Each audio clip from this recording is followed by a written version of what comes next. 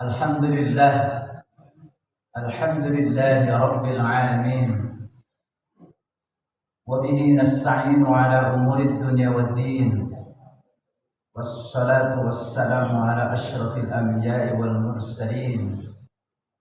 Sayyidina wa maulana wa syafi'ina wa habibina wa qurrati a'yunina Muhammadin wa ala alihi wa ashabihi wa man tabi'ahum bi ihsanin ila yaumiddin wa ba'du.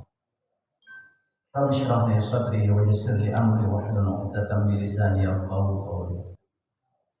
Hadirin jamaah salat subuh yang dirahmati Allah Subhanahu wa taala, wabil khusus yang kami muliakan ahinal kiram Ustadina Kiai Haji Zaki Mubarak, Imam salat kita Ustadz Imamuddin Mukhtar SI MSI, saudara protokol yang saya hormati Ustadz Fauzi, yang saya hormati Ketua DKM Masjid Nurul Amal Bapak Haji Muhammad Fauzi, yang saya hormati pembina kita Bapak Ustadz Miftahul Surur, hadirin hadirat, tidak lupa juga Bapak Kiai Haji Abu Salim, Ketua MUI Kelurahan Tugu, Bapak-bapak, ibu-ibu yang tidak saya sebut satu persatu dengan tidak mengurangi rasa hormat saya. Izinkan saya ikut pembicara terlebih dahulu untuk melahirkan rasa syukur kehadirat Allah Azza wa Jalla Tabaraka wa Ta'ala. Alhamdulillah, sore kemarin kita diguyur hujan deras kota Depok ini. Terasa hati sejuk, udara sejuk dan segar. Alhamdulillah lagi pagi hari ini kita diguyur ilmu yang sangat luar biasa. Mendapatkan pencerahan, mendapatkan wawasan yang lebih luas dari paparan yang disampaikan oleh Ustadzina tadi.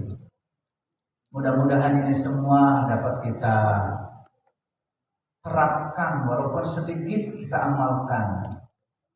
Ilmu itu memang ujungnya harus kita amalkan. Ilmu yang tidak diamalkan bagaikan lebah tanpa madu, bagaikan tanaman tanpa buah. Al-ilmu bila amalin kan nahli bila asalin au kasadin bila tamarin. Hadirin hadirat yang dimuliakan Allah Subhanahu wa taala, sedikit menambahkan karena pribadi saya sebenarnya tidak tepat kalau diminta untuk memberikan mau'izah hasanah, karena mengingat ilmu yang ada di dalam diri saya tidaklah mumpuni untuk menyampaikan, menghantarkan Bapak dan Ibu sekalian kepada makom yang lebih tinggi. Tapi saya pernah teringat, pernah mengikuti sebuah kajian atau pengajian di mana tertulis di dalam kitab Ihya Ulumuddin, karena dikatakan la tajlisu 'inda kulli 'alimin illa li'alimin yad'ukum min khamsin ila khamsin, min asy-syaq ila al-yaqin, min ar-riya ila ikhlas, min al-kibri ila tawadhu', min ar-rahbati ila az-zudi, wa min al-adawati ila an-nasiha. Janganlah kalian bermajlis berkumpul kecuali berkumpulnya kalian itu yang mengajak dari hal yang lima kepada yang lima. Yang pertama adalah minasyak ilal yakin, mengajak dari kondisi ragu-ragu kepada kondisi yang yakin, mengajak kepada dari riya kepada ikhlas, mengajak dari rasa takabur kepada rasa tawadhu, Yang keempat, mengajak dari cinta dunia yang berlebihan kepada zuhud. Yang kelima, mengajak dari permusuhan kepada perdamaian. Dari 5 hal tersebut di atas, paling tidak kita bisa menyelami apa yang tadi sudah disampaikan oleh pemateri terdahulu, pemateri sebelumnya, bahwa menuju kepada Allah Subhanahu wa Ta'ala, inilah yang paling penting dalam kehidupan kita. Karena sejatinya hidup kita yang sangat sementara ini harus diisi dengan amal soleh berdasarkan keyakinan yang tidak ada ragu-ragu. Kalau saya mengatakan kepada Bapak dan Ibu sekalian dan bertanya, saya ingin jawaban dari Bapak dan Ibu sekalian, misalkan di kantong saya ini ada uang 100.000. Bapak Ibu dan percaya atau tidak? Mungkin jawabannya masa iya, atau bisa jadi, atau jawabannya adalah buktikan dulu. Siapa yang memberikan pernyataan? Kalau yang memberikan pernyataan, di kantong depan saya ada sekian triliun, kemudian di belakang saya ada sekian triliun, itu adalah bagaimana sikap keseharian dari orang yang memberikan pernyataan tadi. Apakah dia termasuk orang yang kadhib, pendusta, atau orang bahkan al-kadzdzab, suka berdusta dan berulang-ulang?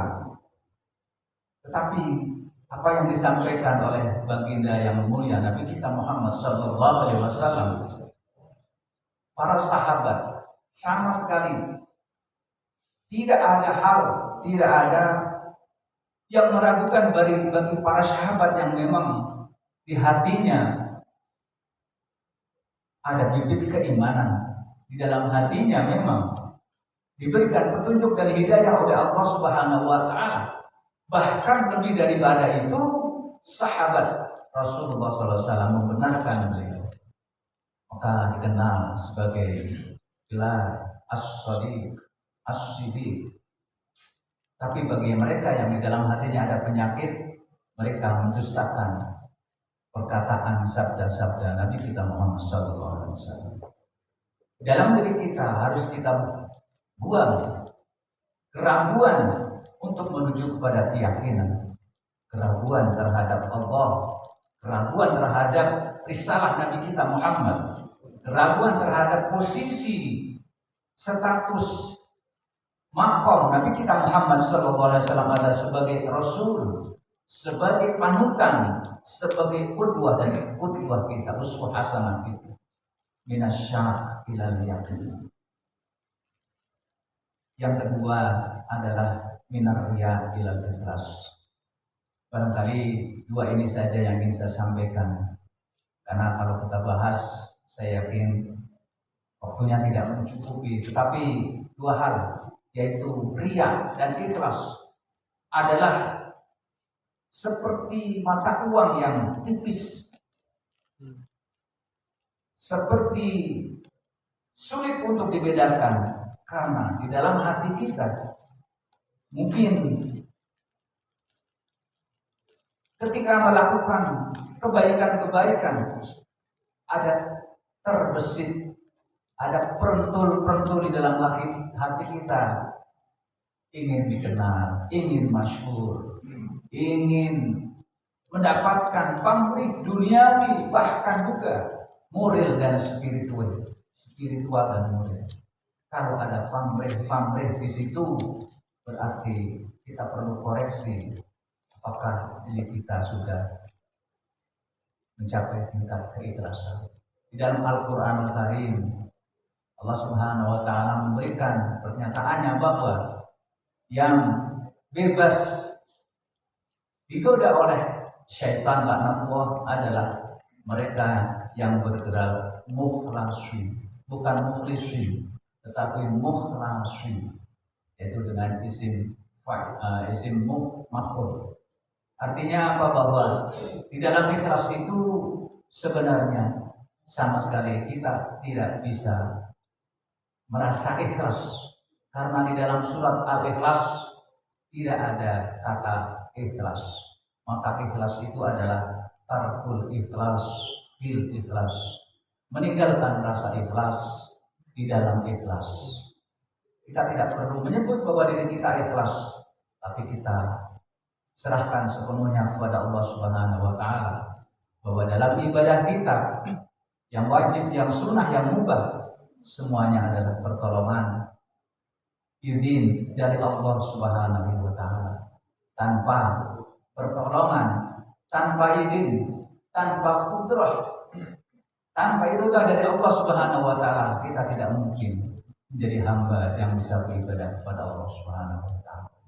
Saya kira itu yang bisa disampaikan. Mohon maaf bila ada kekurangan dan khilafahnya dalam menyampaikan kata-kata yang tidak berkenan. Saya kira saya cukupkan sekian. Usikum wa nafsi bittaqwallah. Wassalamualaikum warahmatullahi wabarakatuh.